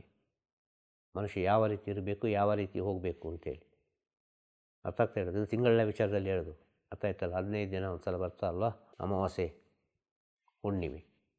ತಿಂಗಳಿಗೊಂದು ಅಮಾವಾಸ್ಯೆ, ತಿಂಗಳಿಗೊಂದು ಹುಣ್ಣಿಮೆ. ಅರ್ಥ ಆಗ್ತದಾ? ಇದನ್ನು ಬಿಡಾದೆ ಪೂಜೆ ಮಾಡಬೇಕು ಅಂತ ಹೇಳೋದು. ಆಗ ಹುಣ್ಣಿಮೆ ಪೂಜೆ ವಿಷಯ ಬೇಡ. ಇಲ್ಲಿ ಮಾಲೆಯ ಅಮಾವಾಸ್ಯೆ ಪಿತೃಪಕ್ಷದ ವಿಚಾರಗಳು. ಆ ಪಿತೃಪಕ್ಷ ಎಂಬ ವಿಚಾರ, ಆ ಪಿತೃಗಳು ಜೀವಂತವಾಗಿರುವಾಗ ಆ ಮಕ್ಕಳು, ಅರ್ಥ ಆಯ್ತಲ್ವ, ಸರಿಯಾಗಿ ಸೇವೆ ಮಾಡಿದ್ರುಂಟಲ್ವ, ಅದೇ ಸಾಕು. ಹೋದ ನಂತರ ಏನು ಮಾಡಿ ಪ್ರಯೋಜನ ಇಲ್ಲ. ಅವರವರು ಮಾಡಿದ್ದಕ್ಕೆ ಅವರವರು ಅನುಭವಿಸುವುದು. ನಾವು ಈಗ ನಮ್ಮ ತಂದೆ, ಅರ್ಥ ಆಯ್ತಲ್ವ, ನಾವು ನಮ್ಮ ಮಕ್ಕಳು ನಾವು ಸತ್ತು ಹೋದ ನಂತರ ನಮಗೇನೋ ಒಂದು ಮಾಡ್ತಾರೆ. ಈ ಪಿತೃಪಕ್ಷದಲ್ಲಿ ಏನೋ ಒಂದು ಮಾಡ್ತಾರೆ. ಅವರು ಚೆನ್ನಾಗಿರಲಿ, ಆಗಿರಲಿ, ಹೀಗಿರಲಿ ಅಂತೇಳಿ. ನಾನು ಏನು ಮಾಡಿದ್ದೇನೆ ಅದನ್ನೇ ನನ್ನ ಆತ್ಮ ಅನುಭವಿಸಬೇಕು, ಅದನ್ನೇ ಅದು ಮರುಜನ್ಮ ಪಡಿಬೇಕು. ಇಲ್ಲಿ ಇವರು ಹೇಳಿದ್ದನ್ನು ಕೇಳಿ ಆತ್ಮ ಇರುವುದಿಲ್ಲ ಅಂತ ಹೇಳೋದು. ಮಕ್ಕಳು ಹೇಳಿದ್ದನ್ನು ಕೇಳಿ ಅವರ ಅಪ್ಪ ಇರುವುದಿಲ್ಲ ಅಲ್ಲಿ. ಅಪ್ಪನ ಆಸೆ ಆಕಾಂಕ್ಷೆ ಏನು, ಅವನು ಏನು ಮಾಡಿದ್ದಾನೆ ಜೀವನದಲ್ಲಿ, ಎಷ್ಟು ಒಳ್ಳೆಯದು ಮಾಡಿದ್ದಾನೆ, ಎಷ್ಟು ಕೆಟ್ಟದ್ದು ಮಾಡಿದ್ದಾನೆ, ಅದರ ಮೇಲೆ ಅವನಿಗೆ ಜನ್ಮ ಪ್ರಾಪ್ತಿ. ಅರ್ಥ ಆಗ್ತಾ ಹೇಳೋದು? ಇಲ್ಲಿ ಮತ್ತೆ ನಾವು ಅವರನ್ನು ಕರೆದು ಇವರನ್ನು ಕರೆದು ಎಲ್ಲ ಆಗುವ ವಿಷಯವ? ಆಗುವ ವಿಷಯ. ಅವರವರು ಮಾಡಿದ ವಿಷಯಕ್ಕೆ ಅವರು ಅನುಭವಿಸಲೇಬೇಕಲ್ಲ. ಈಗ ನಿಮಗೆ ಕ್ಲಾರಿಟಿ ಸಿಕ್ಕಿರ್ಬೋದು ಒಂದು ವಿಚಾರ. ಆದ ಕಾರಣ ಪಿತೃಪಕ್ಷ ಅಂತ ಹೇಳಿದ್ರೆ ನಿಜವಾಗಿ ನಿಮ್ಮ ಆತ್ಮಕ್ಕೆ ಸಂಬಂಧಪಟ್ಟ ಪಿತೃಗಳಿಗೆ ಹೋಗಿ ಸೇರ್ತದೆ ಅದು. ಆದ ಕಾರಣ ಸತ್ತು ಹೋದವರು, ಈ ಭೂಮಿಯನ್ನು ಬಿಟ್ಟು ಹೋದವರು ಎಲ್ಲರೂ ಪಿತೃಗಳೇ. ಅದು ನಮ್ಮ ತಂದೆ ತಾಯಿಗೆ ಮಾಡೋದು ಅಂತ ತಿಳ್ಕೊಳ್ಬೇಡಿ. ಅದೆಷ್ಟೋ ಜನ್ಮದ ತಂದೆ ತಾಯಿಗಳಿಗೆ ಹೋಗಿ ಸೇರ್ತದೆ. ಅದು ವೈಯಕ್ತಿಕವಾದಂಥ ವಿಚಾರ ಅದು. ಅರ್ಥ ಆಯ್ತಲ್ವ? ಇದು ಮಾಡೋದ್ರಿಂದ ಅನೇಕ ವಿಷಯಗಳಿದೆ, ಇದಕ್ಕೆ ಹೇಳಿದಂಥ ವಿಚಾರಗಳಲ್ಲ. ಅರ್ಥ ಆಯ್ತಲ್ವ? ಪಿತೃಪಕ್ಷದಲ್ಲಿ ನೀವೇನು ಮಾಡಬೇಕು ಅಂತ ಹೇಳಿದರೆ, ನಿಮ್ಮ ಜೀವನದಲ್ಲಿ ಒಂದು ಗುರು ಇದ್ದರೆ ಅವರ ಸೇವೆ ಮಾಡಿ ಹೋಗಿ. ಅರ್ಥ ಆಯ್ತಲ್ವ? ಅವರ ದರ್ಶನ ಮಾಡಿ. ಇಲ್ಲ ಅವರಿಲ್ಲ, ಅವರ ಸಮಾಧಿ ಇದೆ, ಅಲ್ಲಿ ಹೋಗಿ ಒಂದು 10 ನಿಮಿಷ ಕೂತ್ಕೊಂಡು ಪ್ರಾರ್ಥನೆ ಮಾಡಿಕೊಂಡು ಬನ್ನಿ. ಎಲ್ಲ ಪಿತೃಗಳಿಗೆ ಮಹಾಪಿತೃ ಅವರು. ಜೀವಂತವಾಗಿ ಗುರು ಇದ್ದರೆ ಅವರ ಸೇವೆ ಮಾಡಿ. ಜೀವಂತವಾಗಿ ನಮ್ಮ ಗುರು ಇಲ್ಲ, ಸಮಾಧಿಯಾಗಿದ್ದಾರೆ ಅಂತೇಳಿದರೆ ಆ ಸಮಾಧಿಗೆ ಹೋಗಿ ಒಂದು 10 ನಿಮಿಷ ಕೂತ್ಕೊಂಡು ಏನೋ ಒಂದು ಪ್ರಾರ್ಥನೆ ಮಾಡಿ ಬನ್ನಿ ಆ ದಿನ. ಅರ್ಥ ಆಗ್ತಾ ಹೇಳೋದು? ಇದರಿಂದ ದೊಡ್ಡ ವಿಷಯ ಇನ್ನೊಂದಿಲ್ಲ ಅಂತ ಹೇಳೋದು. ಪಿತೃಪಕ್ಷದಲ್ಲಿ ನಾವೇನು ಮಾಡಬೇಕು ಅಂತ ಕೇಳಿದ್ರಲ್ಲ, ಯಾವ ರೀತಿಯ ಸದ್ಗತಿ ಹೋಗ್ತದೆ ಅಂತೇಳಿ. ಮಹಾಲಯ ಅಮಾವಾಸ್ಯೆ ಅಂತ ಮಹತ್ವ ಏನು ಅಂತೇಳಿ ಅಲ್ವಾ? ಅಮಾವಾಸ್ಯೆ ಎಲ್ಲ ಅಮಾವಾಸ್ಯೆ, ಅರ್ಥ ಆಯ್ತಲ್ವಾ? ಏನು ಮಹಾಲಯ ಅಮಾವಾಸ್ಯೆ ಮಹತ್ವ ಅಂದರೆ ದಕ್ಷಿಣಾಯನ, ಅರ್ಥ ಆಯ್ತಲ್ವ? ಇನ್ನೊಂದು ಚಾತುರ್ಮಾಸ. ಈ ಪಿತೃಪಕ್ಷ ಬರುವ ಚಾತುರ್ಮಾಸ. ಈ ಚಾತುರ್ಮಾಸ ಅಂದರೆ ಏನು? ಗುರುವಿನ ಉಪದೇಶವನ್ನು ಕೇಳು 4 ತಿಂಗಳು. ಅರ್ಥ ಆಯ್ತಾ? ಎಲ್ಲಿಂದ ಎಲ್ಲಿಗೆಲ್ಲ ಸಂಬಂಧ ಉಂಟು ಅಂತ ಹೇಳೋದು ಅದು. ಆದ ಕಾರಣ ಹೇಳೋದು, ನೀವು ಗುರುವಿನ ದರ್ಶನ ಮಾಡಿ, ಗುರುವಿನ ಒಂದು ಸೇವೆ ಮಾಡಿ ಬನ್ನಿ ಈ ಪಿತೃಪಕ್ಷದಲ್ಲಿ. ಇಲ್ಲ ನಿಮ್ಮ ಗುರು ಇಲ್ವಾ, ಗುರುವಿನ ಸಮಾಧಿ ಹತ್ರ ಹೋಗಿ ಕೂತುಕೊಂಡು ಏನೋ ಪ್ರಾರ್ಥನೆ ಮಾಡಿ ಕೈಲಾದ ಒಳಿತನ್ನು ಮಾಡಿ ಬನ್ನಿ. ಅನ್ನದಾನವ, ವಸ್ತ್ರದಾನವ, ಏನೋ ನಿಮ್ಮ ಕೈಲಾದೊಂದು ಒಳಿತನ್ನು ಮಾಡಿ ಬನ್ನಿ. ಅರ್ಥ ಆಗ್ತಾ ಹೇಳೋದು ನಿಮಗೆ? ಇದರಿಂದ ಏನಾಗ್ತದೆ? ನಮಗೆ ಸಂಬಂಧಪಟ್ಟ ಯಾವುದೋ ಒಂದು ಸ್ಥಿತಿಯಲ್ಲಿದ್ದ ಪಿತೃಗಳು ಪುನಃ ಬರಲಿಕ್ಕೆ ಸಾಧ್ಯತೆ ಇದೆ, ಖಂಡಿತವಾಗಿ ಸಾಧ್ಯತೆ ಇದೆ. ಆದ ಕಾರಣ ಇಷ್ಟು ಸದ್ಗುಣವನ್ನು ಹೇಳಿದ್ದು. ಇದೆಲ್ಲ ಮನೆಯಲ್ಲಿ ಮಾಡಬೇಕು ಅಂತೇಳಿ. ತಿಂಗಳು ಮಾಸಿಕ ಮಾಡ್ತಾರೆ ಸತ್ತು ಹೋದ ನಂತರ ಅಲ್ವಾ? ವರ್ಷಕ್ಕೊಂದು ಶಾರದ ಮಾಡ್ತಾರೆ ಅಲ್ವಾ? ಹೀಗೆಲ್ಲ ಮಾಡ್ತಾರೆ ಕೆಲವು ಮನೆಯಲ್ಲಿ ಅಲ್ವಾ? ಇನ್ನು ಕೆಲವು ಮನೆಯಲ್ಲಿ ಏನು ಮಾಡ್ತಾರೆ, ವರ್ಷಕ್ಕೊಂದು ಎಲ್ಲರಿಗೆ ಸೇರಿ ಅಲ್ವಾ? ಸತ್ಯ ಅಲ್ವಾ? ಇದೆಲ್ಲ ನಾವು ಸ್ವಲ್ಪ ಸೂಕ್ಷ್ಮವಾಗಿ ಅರ್ಥ ಮಾಡಿಕೊಂಡ್ರೆ ಎಲ್ಲವೂ ಅರ್ಥ ಆಗ್ತದೆ ಅಂತ ಹೇಳೋದು. ಗುರುದೇವ, ಪಿತೃ ಕಾಟ ಅಂತ ಹೇಳ್ತಾರಲ್ಲ, ಇದ್ರ ಬಗ್ಗೆ ಏನು ಹೇಳ್ತೀರಾ ಗುರುದೇವ? ಮನೆಯಲ್ಲಿ ಪಿತೃಕಾಟ ಪಿತೃದೋಷ ಹೀಗೆಲ್ಲ ಹೇಳ್ತಾರಲ್ಲ. ಈಗ ಮತ್ತೆ ಈ ಭ್ರೂಣ ಹತ್ಯಾ ದೋಷ ಇದೆಲ್ಲ ಇದಕ್ಕೆ ಸೇರುತ್ತಾ ಅಂತ ಪ್ರಶ್ನೆ. ಹಾಂ, ಪಿತೃಗಳ ಕಾಟ ಅಂತೇಳಿ ಹಾ, ಅಲ್ವಾ? ಹೌದು. ಮತ್ತೆಂಥದ್ದು? ಭ್ರೂಣಹತ್ಯೆ ದೋಷ. ಮತ್ತೆಂತ ಹೇಳಿದ? ಪಿತೃದೋಷ ಪಿತೃಕಾಟ ಪಿತೃದೋಷ. ಹಾಗೂ ಭ್ರೂಣ ಹತ್ಯಾ ದೋಷ ಇದೆಲ್ಲ ಇದಕ್ಕೆ ಸೇರುತ್ತಾ ಗುರುದೇವ? ಇದೇ ಪೂಜೆಗೆ ಮಾಡಿದ್ರೆ ಆಗುತ್ತಾ ಅಂತ. ಇದೇ ಪೂಜೆಯಲ್ಲಿ ಆಗ್ತದಾ ಅಂತೇಳಿ. ಈಗ ನಾನು ಹೇಳಿದ ಪೂಜೆ ಅಲ್ಲ, ಅರ್ಥ ಆಯ್ತಲ್ಲ? ನಾನು ಹೇಳಿದ ನಿಜ ಸ್ಥಿತಿ ಹೇಳಿದೆ, ಅದೇ ಅರ್ಥ ಆಯ್ತಲ್ಲ? ಅಮಾವಾಸ್ಯೆಯಲ್ಲಿ. ಅಮಾವಾಸ್ಯೆ ಅಂದರೆ ಏನು, ಯಾವ ಕಾರಣಕ್ಕೆ ಬೇಕಾಗಿ ಇದೆಲ್ಲ ಬಂತು, ಅದಕ್ಕೆ ನಾವು ಇಟ್ಟ ಹೆಸರು ಪ್ರಕೃತಿ ಪೂಜೆ, ಅರ್ಥ ಆಯ್ತಲ್ವಾ? ಸತ್ಯ ಪೂಜೆ, ಆತ್ಮ ಪೂಜೆ, ಏನು ಬೇಕಾದ್ರೆ ಹೇಳ್ಬೋದು, ಅರ್ಥ ಆಯ್ತಲ್ವಾ? ಈ ಪೂಜೆ ಅಷ್ಟು ಸುಲಭದ ಪೂಜೆ ಅಲ್ಲ ಅಂತ ಹೇಳೋದು, ಅರ್ಥ ಆಯ್ತಲ್ಲ? ಪಿತೃದೋಷ ಅಂತ ಹೇಳ್ತಾರೆ ಅಲ್ವಾ? ಪಿತೃದೋಷ ಉಂಟು ಅಂತೇಳಿ ಅದೇ ಹೇಳಿದ್ದು ನಾನು. ಎಲ್ಲಿದ್ದು ದೋಷ ಅಂತ ಕೇಳಿದಾಗ ನಾನು, ಅವ ಬರುವಾಗಲೇ ಅವನು ಡಿಸೈಡ್ ಮಾಡಿ ಆಗಿದೆ, ಹೀಗೇ ಬರಬೇಕು ಅಂತೇಳಿ, ಹೀಗೇ ಇರಬೇಕು ಅಂತೇಳಿ. ಹಾಗಿರುವಾಗ ಅದೇ ರೀತಿ ತಾನೇ ಬದುಕೋದು. ಹಾಂ, ಅರ್ಥ ಆಗ್ತಾ ಹೇಳೋದು ನಿಮಗೆ? ಅದು ಹೇಗೆ ದೋಷ ಮಾಡಲಿಕ್ಕೆ ಸಾಧ್ಯ ಅಂತ ಕೇಳೋದು ನಾನು. ನಾವು ಸರಿಯಿದ್ದ ಪಕ್ಷದಲ್ಲಿ, ನಮ್ಮ ಒಳಗೆ ಸತ್ಯದ ಅರಿವಾದ ಪಕ್ಷದಲ್ಲಿ, ಅರ್ಥ ಆಗ್ತಾ ಹೇಳೋದು? ದೇಹಕ್ಕೆ ತಾನೇ ಪಿತೃ, ಆತ್ಮಕ್ಕೆ ಯಾವುದು ಪಿತೃ ಅಂತ ಕೇಳೋದು? ಹಾಂ, ಆತ್ಮಕ್ಕೆ ಯಾವುದು ಪಿತೃ? ಎಷ್ಟು ಪಿತೃಗಳಿದ್ದಾರೆ? ಹಾಂ, ಎಷ್ಟು ವಿಷಯಗಳಿದೆ, ಎಷ್ಟು ಒಬ್ಬನ ಆತ್ಮಕ್ಕೆ ಎಷ್ಟು ಹೆಂಡತಿ, ಎಷ್ಟು ಗಂಡ, ಅದು ಹೆಣ್ಣಾದ್ರೂ ಸರಿ ಗಂಡ ಆದರೂ ಸರಿ, ಎಷ್ಟು ಅಪ್ಪ ಎಷ್ಟು ಮಕ್ಕಳು ಅಂತೇಳಿ ಗೊತ್ತಿಲ್ಲ. ಹಾಂ, ಅರ್ಥ ಆಗ್ತಾ ಹೇಳೋದು? ಆಗ ದೋಷ ಎಲ್ಲಿಂದ ಬಂತು ಅಂತ ಕೇಳೋದು ನಾನು. ಅದು ಬಂತು, ಇದು ಬಂತು, ಆ ದೋಷ ಬಂತು, ಈ ದೋಷ ಬಂತು, ಇದೆಲ್ಲ ಒಂದು ಕಲ್ಪನೆ, ಅರ್ಥ ಆಯ್ತಾ? ಇದೆಲ್ಲ ಒಂದು ಎಂತ ಹೇಳೋದು, ಒಂಥರ ಭ್ರಮೆ ಅಂತ ಹೇಳೋದು ನಾನು. ಜೀವನವೇ ಒಂದು ಭ್ರಮೆ, ಜೀವನವೇ ಒಂದು ಕನಸು ಅಂತ ಹೇಳೋದು ನಾನು. ಇಲ್ಲಿ ಯಾರಿಗೆ ಸಂಬಂಧ ಇಲ್ಲ. ಯಾವ್ಯಾವ ಸಮಯದಲ್ಲಿ ಯಾರ್ಯಾರ ಸಂಬಂಧ ಆಗಬೇಕು ಆಯಾ ಸಮಯದಲ್ಲಿ ಅವರ ಸಂಬಂಧ ಆಗ್ತಾರೆ. ಯಾವ್ಯಾವ ಸಮಯದಲ್ಲಿ ಯಾರ್ಯಾರು ಬಿಟ್ಟು ಹೋಗ್ತಾರೆ ಆಯಾ ಸಮಯದಲ್ಲಿ ಅವರವರು ಬಿಟ್ಟು ಹೋಗಿಯೇ ಹೋಗ್ತಾರೆ. ಇಲ್ಲಿ ಯಾವುದೂ ಶಾಶ್ವತ ಅಲ್ಲ, ಅರ್ಥ ಆಗ್ತಾ ಹೇಳೋದು ನಿಮಗೆ? ಇಲ್ಲಿ ಯಾವುದು ಶಾಶ್ವತ ಅಲ್ಲ. ಆಗಿರುವಾಗ ನೀವು ಯಾವುದನ್ನು ನೀವು ತಗೊಳ್ತೀರಿ? ಭ್ರಮೆ ಅಲ್ವಾ?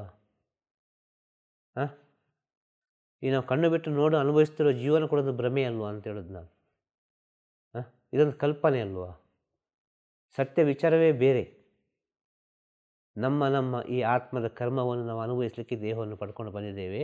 ಅದನ್ನು ಯಾವುದೋ ಒಂದು ರೀತಿಯಲ್ಲಿ ಋಣವನ್ನು ಮತ್ತು ಕರ್ಮವನ್ನು ಮುಗಿಸಿಕೊಂಡು ಹೋಗ್ತೇವೆ ಇದ್ದೇವೆ.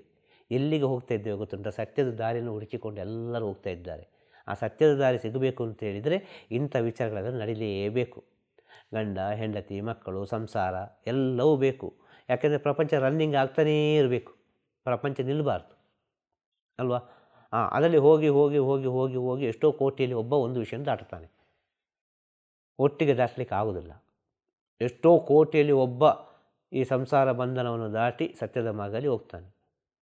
ಈ ರೀಸೈಕಲಿಂಗ್ ಆಗ್ತಾ ಆಗ್ತಾ ಆಗ್ತಾ ಆಗ್ತಾ ಒಬ್ಬೊಬ್ಬ ಈ ಸಂಸಾರವನ್ನು ಬಿಟ್ಟು ಈ ಮಾಯವನ್ನು ಬಿಟ್ಟು ಸತ್ಯದ ದಾರಿಯಲ್ಲಿ ಹೋಗ್ತಾನೆ. ಆ ಸತ್ಯದ ದಾರಿಯಲ್ಲಿ ಹೋಗುವಾಗ ಅವನು ಸತ್ಯದ ವಿಚಾರವನ್ನೇ ಬೋಧನೆ ಮಾಡ್ತಾನೆ. ಅಂಥವನಿಗೆ ಹೇಳಿದ್ದು ಜ್ಞಾನಿಗಳು, ಯೋಗಿಗಳು, ಋಷಿಮುನಿಗಳು ಅಂತೇಳಿ ಅಲ್ವಾ? ಅರ್ಥ ಆಗ್ತಾ ಹೇಳೋದು?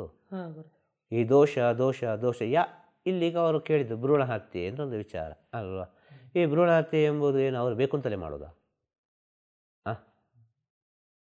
ಅದು ಆತ್ಮವೇ ಮಾಡಿಕೊಳ್ಳೋದು, ನನಗಿಲ್ಲಿ ಬರಲಿಕ್ಕೆ ಇಷ್ಟ ಇಲ್ಲ ಅಂತೇಳಿ.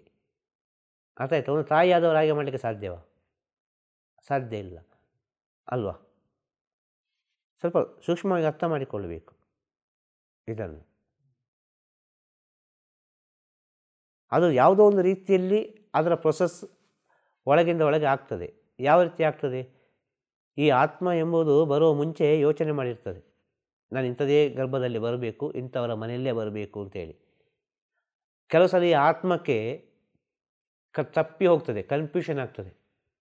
ಅರ್ಥ ಆಯ್ತಲ್ವ? ಆ ಕನ್ಫ್ಯೂಷನ್ ಆದ ಆತ್ಮಗಳು ಉಂಟಲ್ವ, ಆ ಮನೆಯಲ್ಲಿ ಹುಟ್ಟಿ ಬರೋದಿಲ್ಲ. ಅಯ್ಯೋ ನಾನು ಬಂದ ಪ್ಲೇಸ್ ತಪ್ಪಿ ಹೋಯಿತು ಅಂತೇಳಿ. ಈಗ ಬುದ್ಧಿ ಇದ್ದ ಮನುಷ್ಯನಿಗೆ ಒಂದು ಜಾಗ ಹೋಗೋ ತಪ್ಪಿ ಹೋಗ್ತದಲ್ವ. ಒಂದು ಬುದ್ಧಿ ಇದ್ದ ಮನುಷ್ಯನಿಗೆ ಒಂದು ಕಡೆಯಿಂದ ಒಂದು ಕಡೆಗೆ ಹೋಗುವಾಗ ಅಡ್ರೆಸ್ ಮಿಸ್ ಆಗ್ತದೆ. ಆಗ್ತದೆ ಇಲ್ವಾ? ಹೌದು ಆಗುತ್ತೆ. ಹಾಂ, ಇಷ್ಟು ಬುದ್ಧಿ ಇದ್ದವನಿಗೆ ಕಣ್ಣಿಗೆ ಕಾಣುವ ವಿಚಾರವೇ. ಅಂಥದ್ರಲ್ಲಿ ಕೆಲವೆಲ್ಲ ಇಂಥ ಸೂಕ್ಷ್ಮ ವಿಚಾರಗಳು ನಡೆದು ಹೋಗ್ತದೆ ಗೊತ್ತಿಲ್ಲದೆ, ಬೈ ಚಾನ್ಸ್ ಅದು ಹೋಗೋ ವೇಯಲ್ಲಿ ಸ್ವಲ್ಪ ಎಲ್ಲೇ ಅಡೆತಡೆ ಆಗೋ ಒಂದು ಕಡೆ ಬಂದು ಸೇರ್ತದೆ ಪಟ್ಟ ಅಂತೇಳಿ, ಮುಂದೆ ಹೋಗಲಿಕ್ಕೆ ಆಗೋದಿಲ್ಲ. ಆಗ ಏನು ಮಾಡ್ತದೆ, ಇಲ್ಲಿ ಸ್ವಲ್ಪ ಹೊತ್ತು ನಿಂತು ನೋಡ್ತದೆ ಇದು ಹೇಗೆ ನನ್ನ ಮುಂದಿನ ವಿಚಾರಗಳೆಲ್ಲ ನೋಡುವಾಗ ಸರಿ ಕಾಣ್ತದೆ. ಅದಕ್ಕೆ ಬರುವಾಗ ಪ್ರವೇಶ, ಅಮ್ಮನ ಗರ್ಭವನ್ನು ಪ್ರವೇಶ ಮಾಡುವಾಗ ಅದಕ್ಕೆ ಚೆನ್ನಾಗಿ ಕಾಣಿಸ್ತದೆ, ಎಸ್ ಅಂತ ಕಾಣಿಸ್ತದೆ. ಒಳಗೆ ಬಂದ ನಂತರ ಅಲ್ಲಿನ ಸಿಚುವೇಶನ್ ಎಲ್ಲ ಅದು ಗಮನಿಸ್ತಾ ಇರ್ತದೆ. ಓ ಹೀಗಿದ್ದ ನನ್ನ ಮುಂದಿನ ವಿಷಯ ನನಗೆ ಅನುಭವಿಸ್ಲಿಕ್ಕೆ ಆಗೋದಿಲ್ಲ, ತುಂಬ ಕಷ್ಟ ಆಗ್ತದೆ, ಇದು ನನ್ನ ಮನೆ ಅಲ್ಲ ಇದು ಅಂಥೇಳಿ ಅಲ್ಲಿಂದ ಅದು ಹೊರಗೆ ಹೋಗ್ತದೆ. ಇದು ಆಟೋಮೆಟಿಕ್ ಆಗುವಂಥ ವಿಚಾರ. ಅರ್ಥ ಆಯ್ತಲ್ವಾ? ಯಾವುದೋ ಒಂದು ರೀತಿಯಲ್ಲಿ ಅದು ಹೋಗಿ ಹೋಗ್ತದೆ. ಒಂದು ಅಮ್ಮನಿಗೆ ಒಂದು ಅಂಥ ಒಂದು ಮನಸ್ಸು ಬರಬೇಕು ಅಂತ ಹೇಳಿದರೂ ಕೂಡ ಉಂಟಲ್ವ, ಬೇಡ ಈ ಮಗು ಬೇಡ ತೆಗಿಸುವ ಅಂತ ಹೇಳಿ ಒಂದು ಮನಸ್ಸು ಬರಬೇಕು ಅಂತ ಹೇಳಿದರೂ ಕೂಡ ಅದಕ್ಕೂ ಕಾರಣ ಅದೇ ಒಳಗಿರುವ ಆ ಮಗುವೇ ಕಾರಣ, ಅಮ್ಮ ಕಾರಣ ಆಗುವುದಿಲ್ಲ. ಅರ್ಥ ಆಗ್ತಾ ಹೇಳೋದು ನಿಮಗೆ?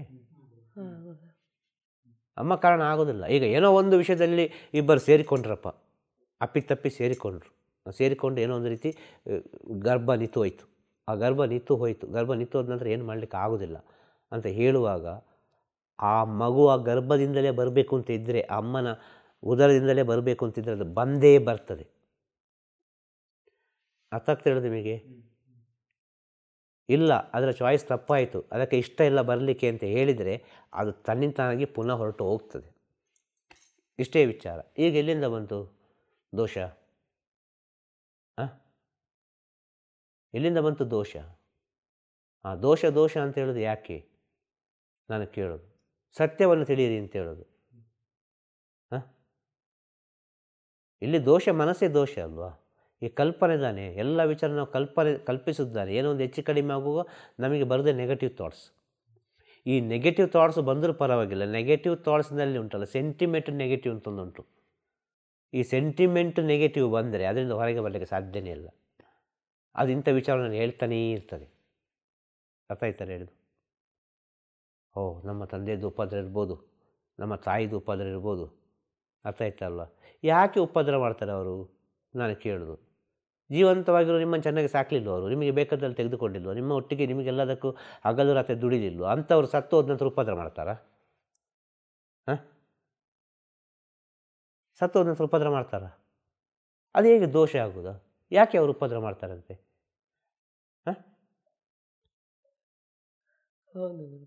ಸತ್ಯ ಅಲ್ವಾ?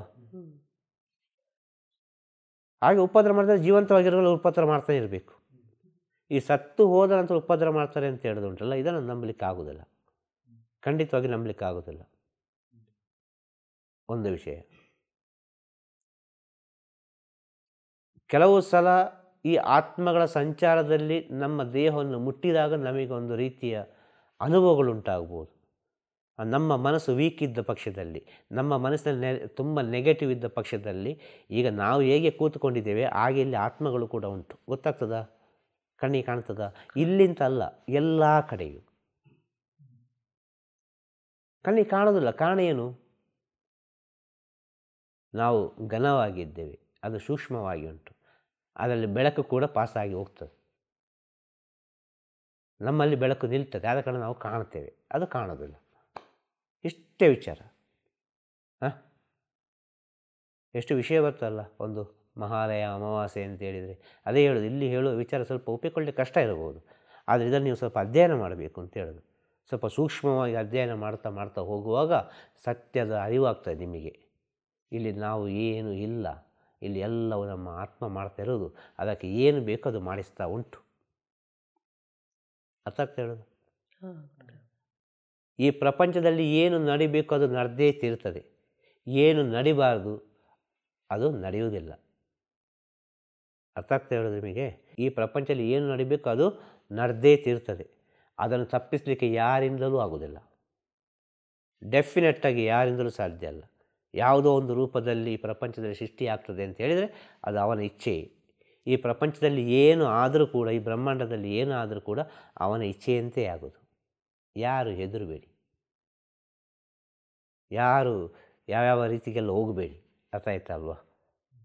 ಇಲ್ಲೆಲ್ಲ ಅವರ ಇಚ್ಛೆಯಂತೆಯೇ ನಡೆಯುವುದು. ನೀವು ಸ್ವಲ್ಪ ಸೂಕ್ಷ್ಮವಾಗಿ ಅರ್ಥ ಮಾಡಿಕೊಳ್ಳಿ. ಯಾವುದೇ ವಿಚಾರ ತಗೊಳ್ಳಿ, ಅದರೊಳಗೆ ಒಂದು ಸತ್ಯ ಇಟ್ಟಿರ್ತಾನೆ ಭಗವಂತ. ಆ ಸತ್ಯ ನಮ್ಮ ಕಣ್ಣಿಗೆ ಕಾಣೋದಿಲ್ಲ, ನಮಗೆ ಹೊರಗಿನ ವಿಚಾರ ಮಾತ್ರ ಕಣ್ಣಿಗೆ ಕಾಣ್ತದೆ. ಯಾವ ವಿಷಯ ತಗೊಂಡ್ರೂ ಸರಿ. ಅರ್ಥ ಆಗ್ತದ? ಹೇಳಿದ ಅರ್ಥ ಆಗ್ತದೆ ನಿಮಗೆ? ಹೇಳಿದ ಅರ್ಥ ಆಯ್ತಾ? ಹಾಂ, ಇಲ್ಲೆಲ್ಲ ತನ್ನಿಂದ ತಾನಾಗೆ ಆಗೋದು. ಆತ್ಮವೇ ಮಾಡ್ತಾ ಇರೋದು, ಎಲ್ಲ ಕೆಲಸ ಅದೇ ಮಾಡ್ತಾ ಇರೋದು. ಆ ಆತ್ಮದ ಆಸೆಗಳು ಮುಗಿಸ್ಲಿಕ್ಕೆ ಅದಕ್ಕೆ ದೇಹ ಬಹಳ ಮುಖ್ಯ. ಆದ ಕಾರಣ ನಾವು ಒಂದು ದೇಹವನ್ನು ತಾಳಿದ್ದೇವೆ. ಅದಕ್ಕೆ ಏನು ಬೇಕಾದ ತಗೊಳ್ತಾ ಉಂಟು ಅಂತ ಹೇಳಿದ್ವಿ ಪ್ರತಿಯೊಬ್ಬರ ಜೀವನದಲ್ಲಿ. ಇಲ್ಲಿ ಮನುಷ್ಯ ಈ ಮನಸ್ಸಿನಿಂದ ನಾನು ನಾನು ನಾನು ನಾನು ಅಂತ ಹೋಗ್ತಾನೆ. ಈ ಸತ್ಯ ಎಂಬುದು ಬಹಳ ಕಹಿ. ಸತ್ಯ ಎಂಬುದು ಬಹಳ ಕಹಿ. ಇದನ್ನು ಅನುಭವಿಸ್ಲಿಕ್ಕೆ ಬಹಳ ಕಷ್ಟ ಉಂಟು. ಅರ್ಥ ಆಗ್ತಾ ಹೇಳೋದು? ನನ್ನ ಒಂದು ವೈಯಕ್ತಿಕ ಒಂದು ಅಭಿಪ್ರಾಯ, ಯಾರು ಪಾಲಿಸಬೇಕು ಅಂತ ಹೇಳ್ತಾ ಇಲ್ಲ, ನನ್ನ ಒಂದು ವೈಯಕ್ತಿಕವಾದ ಅಭಿಪ್ರಾಯ, ಯಾರು ಪಾಲಿಸಬೇಕು ಅಂತ ಹೇಳ್ತಾ ಇಲ್ಲ. ನಿಮ್ಮ ನಿಮ್ಮ ಜೀವನದಲ್ಲಿ ಗುರು ಇದ್ದರೆ ಆ ಗುರುವಿನ ದರ್ಶನ ಮಾಡಿ ಈ ಪಿತೃಪಕ್ಷದಲ್ಲಿ ಆ ಗುರುವಿನ ಸೇವೆಯನ್ನು ಮಾಡಲಿಕ್ಕೆ ಕಲಿಯಿರಿ. 1 ದಿನವೋ 2 ದಿನವೋ 3 ದಿನವೋ, ಅರ್ಥ ಆಯ್ತಾ ಅಲ್ವ? ಅಲ್ಲ 15 ದಿನವೋ, ಅಲ್ಲ ನಿಮಗೆ ಯಾವ ಸಮಯ ಸಿಗ್ತದೆ ಆವಾಗ ಆ ಗುರುವಿನ ಸೇವೆಯನ್ನು ನೀವು ಮಾಡ್ತಾ ಬಂದರೆ ಎಲ್ಲ ದೋಷಗಳಿಗೆ ಪರಿಹಾರ ತನ್ನಿಂದ ತಾನಾಗಿ ಆಗ್ತದೆ. ಅದು ನೀವು ದೋಷ ಅಂತ ಹೇಳ್ತೀರಿ. ಅರ್ಥ ಆಯ್ತಲ್ವ? ನಾವು ದೋಷ ಅಂತ ಹೇಳುವುದಿಲ್ಲ. ಅದು ಅವನ ಕರ್ಮ ಅನುಭವಿಸ್ತಾ ಇದ್ದಾನೆ. ಅರ್ಥ ಆಯ್ತಾ? ಅದು ಅವನ ಕರ್ಮವನ್ನು ನಾವು ಅನುಭವಿಸ್ತಾ ಇದ್ದಾನೆ ಯಾವುದೋ ಒಂದು ರೀತಿಯಲ್ಲಿ. ಹೌದಲ್ವ? ಆ ರೀತಿ ಪಿತೃಗಳು ಬಂದು ದೋಷ ಮಾಡೋದಾದರೆ ಇವತ್ತು ಪ್ರತಿಯೊಂದು ಮನೆ ಕೂಡ ಚೆನ್ನಾಗಿರಬಾರ್ದು ಅಲ್ವಾ? ಪ್ರತಿಯೊಂದು ಮನುಷ್ಯರ ಮನಸ್ಥಿತಿ ಕೂಡ ಚೆನ್ನಾಗಿರಬಾರ್ದು. ಯಾವತ್ತು ಮನುಷ್ಯರಿಗೂ ಮತ್ತು ಈ ಎಂಥದ್ದು ಆತ್ಮಗಳಿಗೂ ಫೈಟಿಂಗ್ ಆಗ್ತಾನೇ ಇರಬೇಕು ಯಾವತ್ತು. ಮನುಷ್ಯ ತನ್ನ ಅಸ್ತಿತ್ವದಲ್ಲೇ ಇರಬಾರ್ದು. ಆ ಲೆಕ್ಕ ನೋಡಿದರೆ ಈ ಪಿತೃಗಳ ದೋಷ ಉಂಟು, ಪಿತೃಗಳೆಲ್ಲ ಆ ರೀತಿ ಮಾಡ್ತಾರೆ ಈ ರೀತಿ ಮಾಡ್ತಾರೆ ಅಂತೇಳಿ 1000 ರೀತಿಯಲ್ಲಿ ಮಾತಾಡ್ತಾರಲ್ವ. ಇವರಿಗೊಂದು ಸಣ್ಣ ಒಂದು ಪ್ರಶ್ನೆ, ಅರ್ಥ ಆಯ್ತಲ್ವ? ಅಷ್ಟು ದೋಷ ಮಾಡಿದ್ರೆ ಆತ್ಮಗಳು ಹೇಗೆ, ಈ ಜೀವಾತ್ಮಗಳು ಯಾವ ರೀತಿ ಜೀವನ ಮಾಡಲಿಕ್ಕೆ ಸಾಧ್ಯ? ನಮ್ಮಿಂತ ಪವರ್ಫುಲ್ ಅದು. ಅರ್ಥ ಆಯ್ತಲ್ವ? ನಾವೊಂದು 10 ಅಂತ ಹೇಳಿದರೆ ಅದು 1000 ಉಂಟದು. ಅದಕ್ಕೆ ಯಾವುದನ್ನು ಅದಕ್ಕೆ ಅಡ್ಡ ಇಲ್ಲ. ಅದಕ್ಕೆ ಏನು ಬೇಕಾದರೂ ಮಾಡ್ಬೋದು. ಆದರೆ ಅದು ಏನು ಮಾಡ್ತದೆ ಗೊತ್ತುಂಟು? ಆತ್ಮ ಒಂದನ್ನು ಮಾತ್ರ ಮಾಡ್ತದೆ. ಅದಕ್ಕೆ ದೇಹವನ್ನು ಮಾತ್ರ ಹುಡುಕುತ್ತಾ ಇರ್ತದೆ.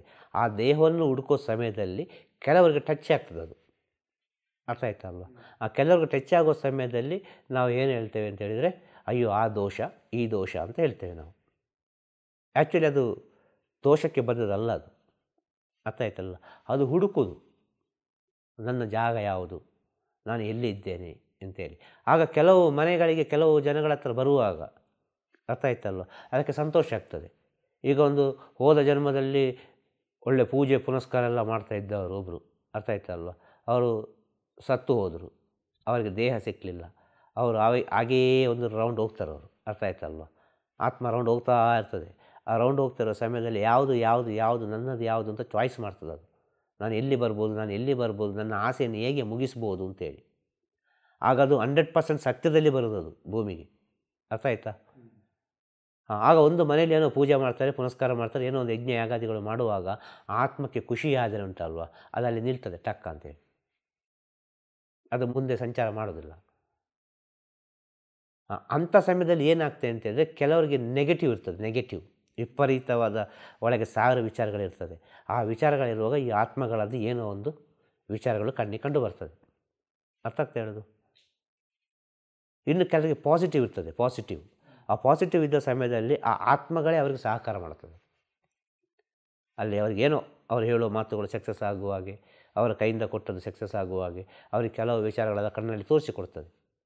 ಅರ್ಥ ಆಯ್ತಲ್ವ? ಅದೇ ರೀತಿ ನೆಗೆಟಿವ್ ಕೂಡ ತೋರಿಸಿಕೊಡ್ತದೆ. ಇಲ್ಲಿ ನಿಮ್ಮ ಮನಸ್ಸು ಯಾವ ರೀತಿ ಅದರ ಮೇಲೆ ಡಿಪೆಂಡ್. ಅರ್ಥ ಆಯ್ತಲ್ವ? ಆತ್ಮಗಳಿಗೆ ರೂಪ ಇಲ್ಲ. ಆಗ ರೂಪ ಬರ್ತದೆ ಅಂತ ಹೇಳಿದರೆ ಅದು ನಿಮ್ಮ ಮನಸ್ಸು ಕಾರಣ ಅಂತ ಹೇಳೋದು. ಈಗ ಅರ್ಥ ಆಯ್ತಾ? ಹಾಂ. ಆತ್ಮಗಳಿಗೆ ರೂಪ ಇಲ್ಲ. ಆತ್ಮಗಳೊಂದು ರೂಪದಲ್ಲಿ ಕಾಣ್ತಾ ಉಂಟು ಅಂದರೆ ಅದು ನಿಮ್ಮ ಮನಸ್ಸು ಕಾರಣ. ಇಲ್ಲಿ ದೋಷ ಯಾವುದು? ಮನಸ್ಸು. ಅರ್ಥ ಆಯ್ತಾ? ಈ ಮನಸ್ಸನ್ನು ತೊಳೆಯಿರಿ. ಈ ಮನಸ್ಸನ್ನು ತೊಳಿಲಿಕ್ಕೆ ಬೇಕಾಗಿ ಗುರುವಿನ ಸೇವೆ ಮಾಡಿ. ಅದು ನಿಮ್ಮ ಅಂತರಾತ್ಮಕ್ಕೆ ಬಿಟ್ಟಂಥ ಗುರುಗಳು. ಈ ಪಿತೃಪಕ್ಷದಲ್ಲಿ ಮುಖ್ಯವಾಗಿ ಮಾಡಬೇಕಾದ ವಿಚಾರ ಏನಂದರೆ ಗುರುವಿನ ಸೇವೆ. ಕೂಡಿದಷ್ಟು ಮಟ್ಟಿಗೆ ಅದು ತನ್ನಿಂತಾನಾಗಿ ಎಲ್ಲಿಗೂ ಹೋಗಿ ಸೇರ್ತದೆ. ಅರ್ಥ ಆಯ್ತಲ್ವ? ಈ ಪ್ರಪಂಚ ಪರಿಪೂರ್ಣ ಆಗಬೇಕಾದ್ರೆ ಇದು ಬೇಕು ಅಂತ ಹೇಳೋದು.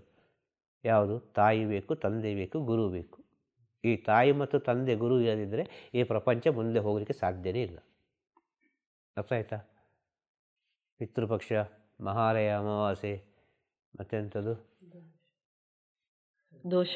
ದೋಷಗಳು ಅಲ್ವಾ, ಭ್ರೂಣ ಹತ್ಯೆ ದೋಷ, ಇದಕ್ಕೆಲ್ಲ ಯಾರು ತಲೆಬಿಸಿ ಮಾಡ್ಕೊಳ್ಬೇಡಿ ಅಂತ ಹೇಳೋದು. ಅರ್ಥ ಆಗ್ತಾ ಹೇಳೋದು? ಏನಾಗಬೇಕು ಅದೇ ಆಗೋದು. ಇದಕ್ಕೆ ಅವರವರು ಹೊಣೆ ಅಲ್ಲ ಅಂತ ಹೇಳೋದು.